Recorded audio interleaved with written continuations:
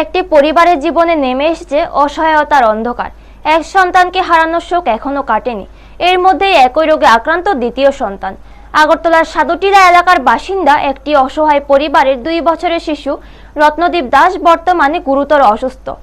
জানা গেছে এর আগেও একই রোগে তাদের আরেক সন্তানকে হারাতে হয়েছে। সেই দুঃসহ স্মৃতি এখনো তাজা। আর এবার ছোট্ট রত্নদীপই একই রোগে আক্রান্ত হওয়ায় পরিবারটি ভেঙে পড়েছে মানসিক ও আর্থিকভাবে।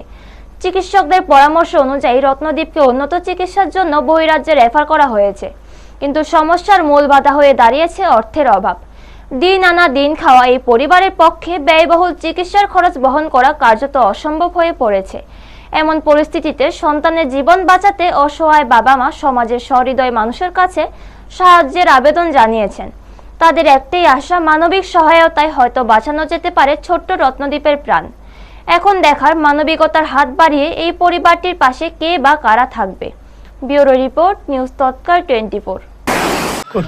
নমস্কার সবাইকে। আমি এক অসহায় মা হয়ে আজকে সমাজের কাছে আমার বাচ্চার প্রাণ ভিক্ষা চাইছি। সবার কাছে সাহায্যের জন্য আবেদন বার্তা পৌঁছে দিচ্ছি, যাতে আমার বাচ্চা সুস্থ চিকিৎসা পায়। গত কিছুদিন আগে সোশ্যাল মিডিয়ায় হয়তো অনেকেই খবরটা দেখেছেন।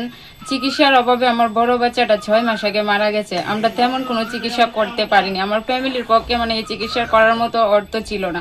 তাই ছোট বাচ্চাটাকে বাঁচাতে এখন প্রায় 20 লক্ষ টাকার দরকার। ওর একটা রোগ হয়েছে, যেটার কারণে মাংসপেশি দিন দিন অবনতির দিকে যাচ্ছে, মাথা বড় হয়ে যাচ্ছে, এমনকি লিভার বড় হয়ে যাচ্ছে। এই রোগের কারণে দিন দিন সরসজ্জার পথে চলে যাবে।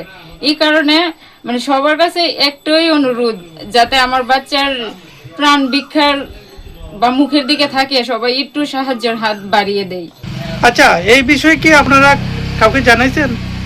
আমরা কাউন্সিলরের কাছে গিয়েছি, রেশন কার্ডটা যাতে পিজি বা বিপিএল কোনো একটা ব্যবস্থা করে, তইলে আমি জীবিত থেকে যে সহযোগিতাটা পাওয়ার কথা আমি এটা পাবো। তো এমনি চিকিৎসা কোন জায়গা করাইতেছেন বর্তমানে? আমরা ওখানে জিবি হসপিটালে দেখাইতেছি। আমরা রেফার দিয়ে দিছে অনেক আগে, কিন্তু টাকার জন্য আমরা বাচ্চার চিকিৎসা করাইতাম পারতাছি না।